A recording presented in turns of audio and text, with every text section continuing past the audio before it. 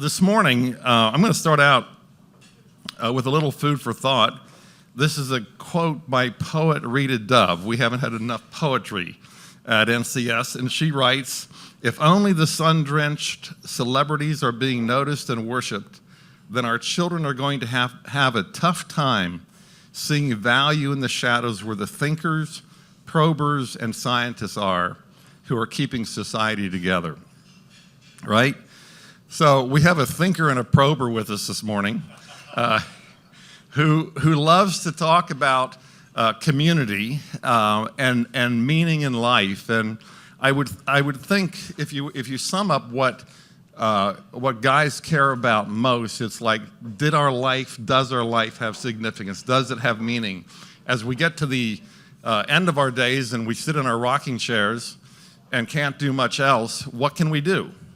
Well, we can still love the Lord our God with all of our heart and all of our soul and all of our mind and all of our strength. And like Lyle was telling me this morning, he can sit there and pray. And I'm on that prayer list, and I thank you for that. But we're looking for meaning in our life, and we find that in Christian community. We find that not just in what we achieve in life, although there's some meaning that we derive from that, but we derive meaning from who we are, who we have become, who we are becoming. And we have such a poor view often of ourselves in respect of that. We see other people and we compare ourselves to other people, and we wind up really discrediting the beauty of who God has made us, who God has made you to be. Anyway, I've appreciated Lee Camp. His father, Jim, is that right? His father, Jim Camp, was not able to be with us this morning. He's aging, as I guess all of us are. But my wife and I find him walking frequently at Radnor Lake. And we would wave at this old guy walking down the road and on the path, and finally stopped him and said, "What is your name?" He said, "I'm Jim Camp." I go, "Are you related to that Lee Camp guy?" He said, "Yeah, I'm his dad." So we keep checking up on Lee around Radnor Lake. Anyway, prober thinker, Lee Camp, welcome and thank you for being here. Would you give him a big welcome?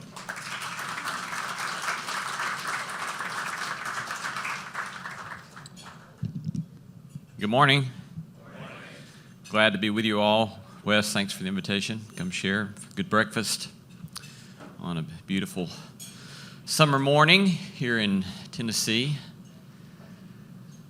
So I'm a college professor for my day job, and I'm in the field of ethics. And traditionally, ethics asked a better question than it's asked for the last 350 years. The last 350 years, generally, the field of ethics has asked the question, just tell us what are the right and wrong things to do. Whereas the discipline of ethics intellectually, philosophically, going back to the Greeks at least, and then into the biblical tradition, or prior to the Greeks with the Jews, and then into the New Testament tradition, the Christian tradition, asked a different question. And that was, what's the purpose of life? What does it mean to live a good life?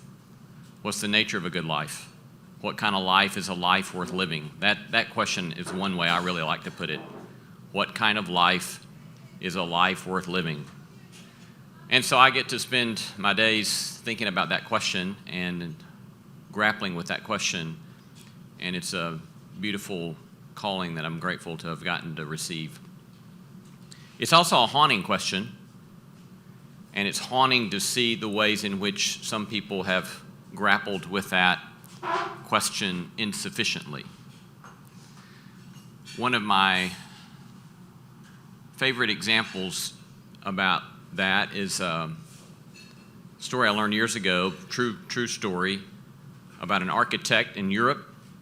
He was very good at what he did, very good architect, and he was quickly seen in his circles as someone who was an up-and-comer, who could pull stuff off, who was not just good at design, but good at administration, And if I had my slide deck, I could show you some incredible buildings that he designed in Europe, some incredible facilities that he designed, and then the way in which he began to be given the call to redesign one of the grandest cities in Europe. Incredible success story. And it turns out that not only was he a good architect, he apparently was a really good guy. He was a good family man, had, 4, 5, 6 kids. It was a beautiful picture I love of him in a convertible with 3 of the kids in the car. Everybody's happy. And he apparently was faithful to his wife, just a good moral guy, great professional. And turns out, though, that the key element I haven't told you yet is that he was not just anybody's architect. He was Hitler's architect, and his name was Albert Speer. So at the end of the war, he's arrested, he's taken to the Nuremberg trials, tried for war crimes. He's convicted, and he's sent to prison. And in prison, he has opportunity to write a memoir and to think about the question, how is it that I have ended up where I have ended up? How have I become the person that I have become? And as he's grappling with that question, he comes to a conclusion that I think a number of people have found offensive because it doesn't seem to be dramatic enough. It doesn't seem to be, oh, well, see, that's how you explain this horror. Because his conclusion was that his fundamental moral failing that led him to becoming a hated war criminal who some people say, as Minister of Armaments, extended the length of the war perhaps by a year. He says his fundamental moral failing is this. I wanted, above all, he said, to be a good architect. I don't know how that strikes you, but it's worth pondering for a moment. Because one of the things that you see in somebody like Albert Speer is highlighting the importance of what the philosophers and some theologians call the master narrative. That is, what is the master story by which we live our lives? We all have various stories or roles that we have to fulfill in our lives, right? We have whatever profession, career that we're working on, that's a role, and that's a story of a community of people that we have to work with and work in and through. We have stories as sons. We have stories, as many of us, as husbands. We have stories, many of us, as fathers. We have stories as members of our churches, members of our communities. These all have various stories that are attached with that identity that goes with that role, right? So the question of a master narrative is, when push comes to shove, which one trumps all the others? Which is the one that all the other stories, all the other roles get submitted to or given account to? That's what's meant by a master narrative. And here Speer is saying, I wanted above all to be a good architect.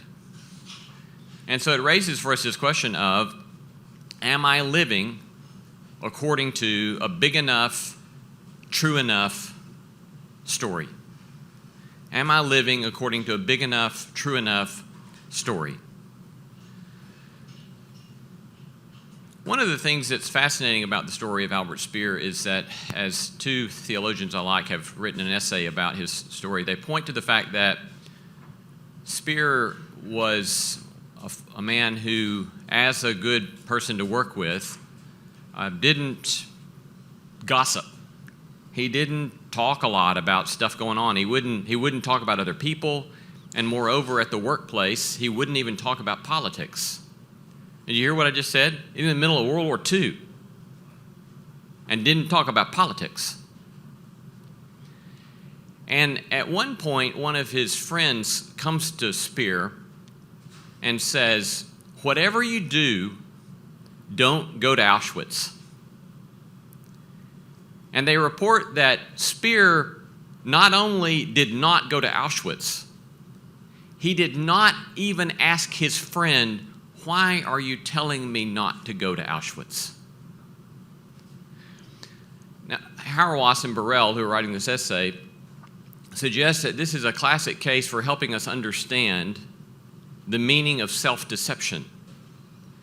So self-deception is a tricky thing, right? Because self-deception can't simply mean I'm consciously telling a lie to myself, right? So I could tell myself, "Lee, you're a great basketball player." And I would like, no, I'm not. I can't manifest myself into that. I know I can't, right? I'm not a good basketball player. So I know I would be lying to myself. So what is self-deception? Well, Hauerwas and Burrell suggest, looking at Speer's story, that one possible definition for self-deception is this. And this one's worth chewing on all day long, but it's also a really hard one to chew on and can lead you to some places that you might not want to go, because that's what self-deception does for us, right? It keeps us from going places we don't want to go. And that's crucial to their definition. They say self-deception is a policy of a refusal to give an account for some part of your life. Let me say that again and invite you to think on this. That self-deception is a policy of a refusal to give an account for some part of your life. Now, I would suggest that unless you've done a whole lot of work, you probably might have something bubble up over there that you might know what that area is in your life. And they're asking the question, can you have the courage to learn to lean into that space and that place and give it some light? Well, when one of the things about my academic discipline is that a lot of academic disciplines, you can do this kind of ivory tower stuff and it never connect with the real world, which is obviously what's meant by the critique of the ivory tower. You can talk about stuff that really doesn't seem to matter to the real world. But in talking about these kinds of things, if they're going to be talked about with any kind of integrity, they got to come in contact with some sort of real world. And so for my own life, I got to go. As an undergrad, I studied computer science, but somewhere along the way, I kind of yielded to some sort of sense of calling that I thought I had had since I was a boy, and decided I'd go to seminary. And so I went to a really great seminary, Abilene Christian in West Texas. And then along the way in seminary, I started reading some theologians that I really, really liked, and so I applied to PhD programs to go study with these folks, and so I got into a PhD program at Notre Dame, got into a wonderful program. And so by the time I'd done seminary and then 5 years of PhD work, I had learned a lot about the Christian narrative and the Christian tradition that to this day I remain deeply grateful for and feel as if I was given a gift to get to see some things about the Christian tradition that I never knew when I was young. And I'll always be grateful for those things. But I say at the same time that there were things that that are hard to live out.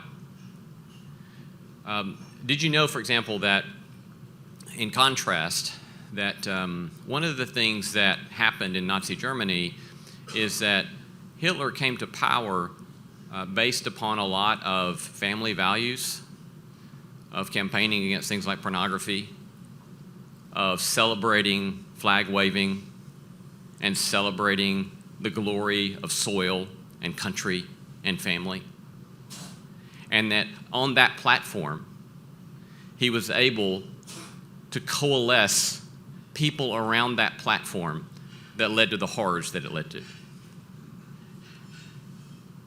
In contrast, one of the things that I've learned many, many years ago in taking seriously the Christian tradition is that the Christian tradition from the start has insisted that it cannot be co-opted by any power or principality or nation state or community or tribe, but that it is a transnational community.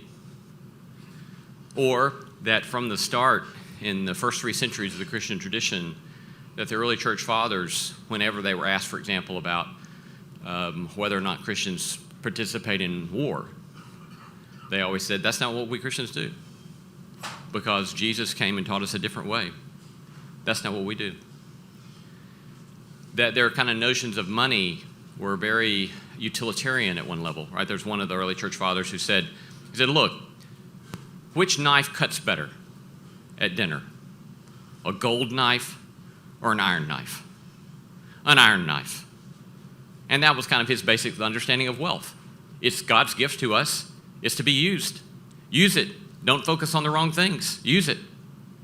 So there's more and more and more that we could talk about the compelling sort of so-called countercultural nature of the early Christian tradition, that I got to learn this sort of stuff. And to this day, it has shaped me. I try to live into it as my master narrative. And so I found myself as a 20-something and early 30-something having been given the gift of trying to think about all these things. But at the same time, I would look at texts like Romans 6, 7, and 8. If you're, I understand that a lot of us Christians, maybe not all Christians in here, but, that famous text out of Romans 7 where Paul says, I do the thing I do not want to do. I know what is good, and I do not do the good that I want to do, but I do the evil that I do not want to do. And it's interesting, isn't it, that Paul never says that our problem is that we can't think right or that we don't know what the right thing to do is. Here he's saying our fundamental human problem is that we know what's good and true and beautiful, but we don't do the good and true and beautiful that we want to do. We do the thing that we don't want to do. In other words, what he's saying is our problem is powerlessness, right? And so throughout that Romans 6 and 7, he uses the language of slavery, he uses the language of bondage, he uses the language of powerlessness. And so as a 20-something and an early 30-something, I'm reading this text and I'm realizing, yeah, this is my problem. I'm powerless over lust. I'm powerless over resentment. I'm powerless over anxiety. I know all these beautiful things about the Christian tradition, but I'm powerless over all this stuff. And I would read Romans 6 and 7, and then by the time you get to Romans 8, he's got this kind of triumphant note in Romans chapter 8 of saying, see, we don't have to live that way. And I would get so ticked because it was like, he would say, see, we don't have to live this way. And I would read it repeatedly, and I would say, you didn't tell us how. Dude, you've described this predicament in which we find ourselves, and you say, see, we don't have to live that way. And I'm thinking, that ticks me off. Tell me more, right? And he doesn't tell us more. And so for me, it was a sort of question of, well, what do I do with these realities about my life that clearly are not living fully into the narrative that I think is true about what is good and true and beautiful? And I don't know if these will be helpful for you, but just for me, just sharing from my own things that people gave me that were helpful to me. And one would be simply learning to face my shame and to be vulnerable about my shame. I remember, I didn't know this distinction. The therapist taught me this distinction between shame and guilt. You probably all know this, right? But I didn't know this as a 20-something. The difference between shame and guilt, and that guilt is a judgment about an objective standard, that we've broken an objective standard that's outside of us, right? So the rule may be X, and I know that there's that rule out there, and I can understand what that rule is, and guilt is saying, I did not keep X, or I did not do X, therefore I have guilt. Shame is an interior subjective state, typically, in which I'm not looking at the external standard, I'm looking on a judgment upon myself as myself. So in other words, you might put it this way, that guilt says, I did a crappy thing, and shame says, I am crap. See the difference? I did a crappy thing versus I am crap. It's interesting also to note that shame and guilt may not be correlated at all. Sometimes they're correlated, right? I did a crappy thing, and therefore I feel like I'm crap. But if you look, for example, at victims of abuse, it notes the difference between the objective and the subjective, right? Looked at victims of abuse, and a lot of times you can have children who've been abused, and they will carry immense shame about something that somebody else did to them. So what the distinction between shame and guilt invites us to do is to say that there's been lots of sociological research, social science research that's been done about shame and guilt, that shame is much more highly correlated with addiction. Shame is much more highly correlated with depression. Shame is much more highly correlated with violence, with bullying. Whereas, watch this, guilt, a strong sense of guilt is inversely correlated with all of those. So in other words, what you want is a strong sense of guilt and a weaker sense of toxic shame. And you might think, well, why in the world? Why? Why would that work that way? Because what's happening, if I can take seriously the notion of guilt, what I'm inviting myself to do is to continually be asking myself, what kind of person am I wanting to be? What kind of life is a life worth living? And if I can look at something that I've done and say, well, that's not what I want to be. That's not what I want to do. Without shaming, humiliating, beating myself up, then I have an opportunity to grow because I've been able to identify really what it is that I don't want to be or what I want to do. I had a friend many years ago. He used to put it this way. In my shame, I would start talking about, I'd done X, Y, or Z again. And he would say, why don't you just turn off your ass-kicking machine? Because he could see that what I was doing by having my ass-kicking machine on was I was distracting myself from ways I could actually grow, in ways I could get better. Turn off your ass-kicking machine. And instead learn to practice vulnerability, he was telling me, by just telling somebody, I did this again. We were having a discussion at the table over there just a moment ago, and it reminded me of this line from Thomas Merton, the great Catholic writer, who once said that he thought that a mark of Christian maturity is to learn to be able to laugh at lascivious thoughts. I love that. Now, you might find it somewhat offensive at one level, right? Because we're supposed to be all serious when we have a lascivious thought. We're supposed to kind of shame ourselves when we have a lascivious thought. But lascivious thoughts are actually pretty funny because they're all so often so unrealistic and silly and a lie. And Merton is kind of saying, look, you'll show that you're maturing a bit when you can see that lascivious thought and laugh about it. I remember one time having this horrific lascivious thought that just kept coming to me. And I would not dare tell you this thought in this context. But I called this friend of mine and I told him what it was, and I felt so much shame. And he just started laughing, and he said, that's one of the craziest things I've ever heard. And to be able to laugh and then move on. So what I'm pointing to is that in trying to live into another narrative, it's going to require, for me, what it required was trying to learn to practice vulnerability and share the things I didn't want to share. All right, so I do have a group of guys that I get to meet with every Saturday morning. We've met together for 10 or 12 years, and we all know each other's stuff really, really well.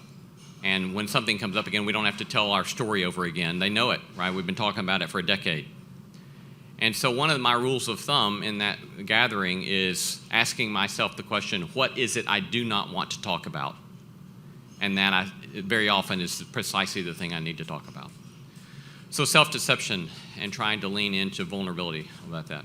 This, of course, requires what the moral philosophers call courage. Right?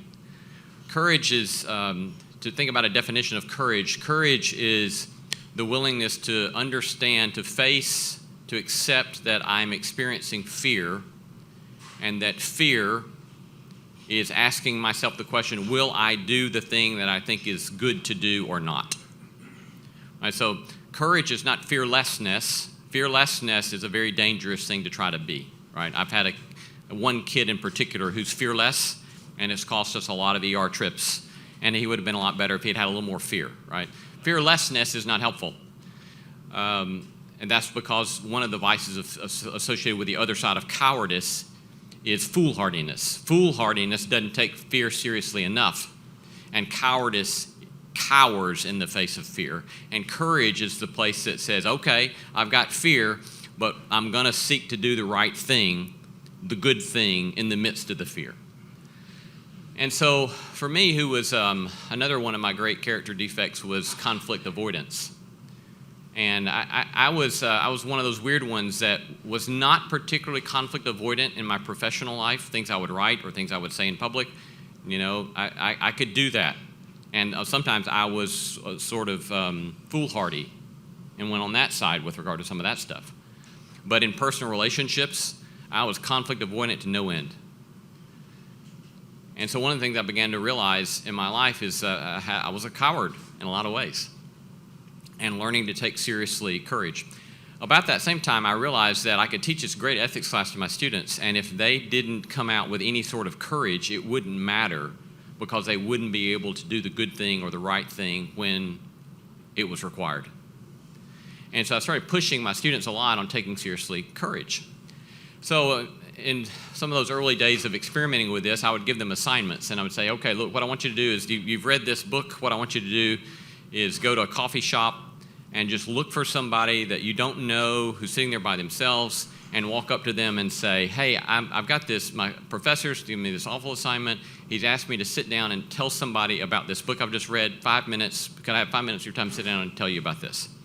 And if they say yes, then sit down with them and tell them about it. And when they're done, offer to buy them another cup of coffee or a refill and move on your way. If they say no, then go find somebody else until you find someone who will say yes, and you sit down 5 minutes, tell them about the book. And then I would ramp it up through the semester, so that by the end of the semester, I had told one of them, I said, I had told the class, come to class with a list of the 3 people on campus that you find most intimidating, administrator or faculty person, that you find most intimidating, that you think will disagree with you about your convictions about this issue that we're talking about.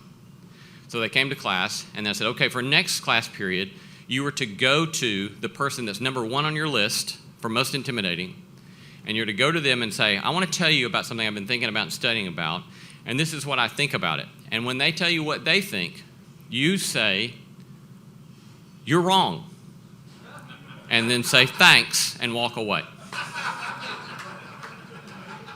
And of course, it was terrifying to them for good reason.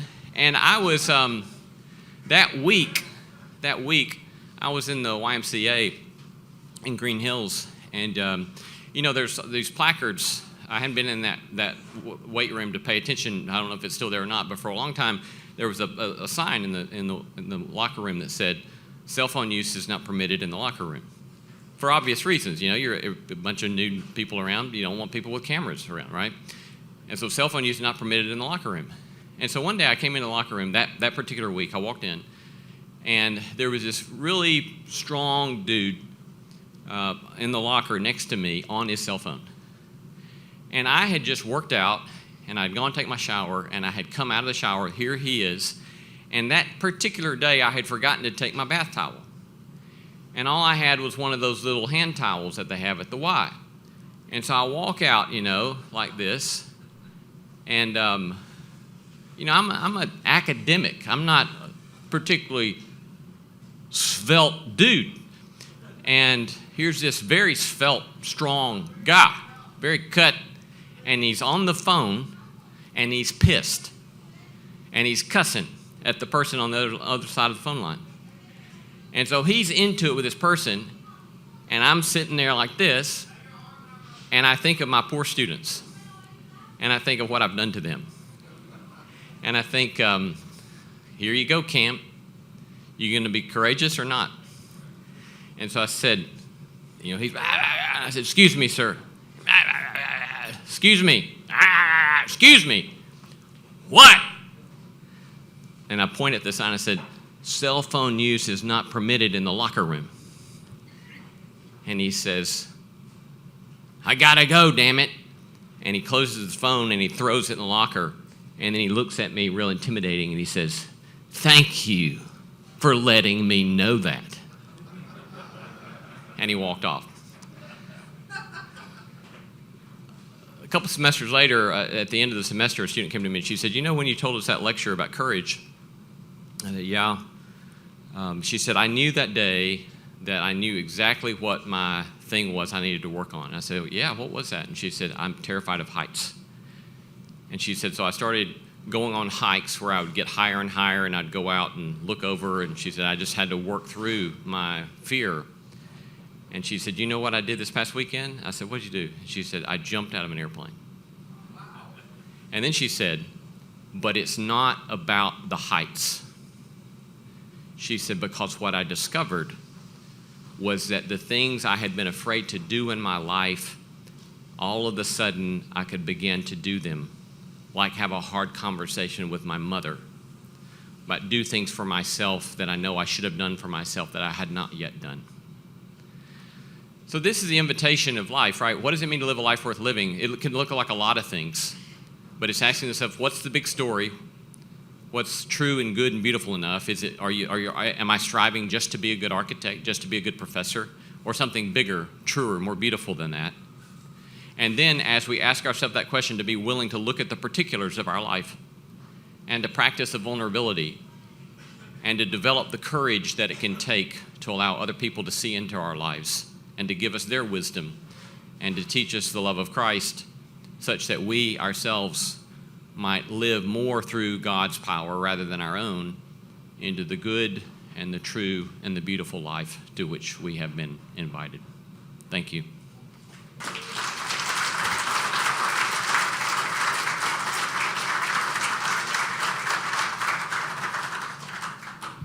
Lee, thank you very much for being with us this morning. Sitting here thinking about something, I think it was St. Francis who said in relation to the Romans 7, this conundrum that we have, and he started referring to his body as brother ass. You know, the affection of the brotherhood, but at the same time. What he didn't tell you is that he was the last doctoral candidate at Notre Dame under a third cousin of our family, John Howard Yoder. And so when we found that out, we just had this incredible connection and all of that. How many of you have gone to either a token show or a No Small Endeavor, which is now called? I highly recommend that you get on the website, No Small Endeavor. It's Lee's program that he does, and he records. There's a podcast. There is a program. How many times a year do you do the public gathering? 4 or 5 times? 4 or 5 times, and they're always phenomenal. He even sings, and he's a pretty darn good singer coming out of that Church of Christ background. But it's really a great evening of entertainment, and he has now gotten national sponsors for this a national radio broadcast that's going to come off these shows and things that he does. You're a real treasure in our community, and I think you just made me want to sign up for some classes at Lipscomb. Brothers, thank you for gathering. Thank you for doing what you can in your circles to create a meaningful community of life where Jesus is the center. Go in peace.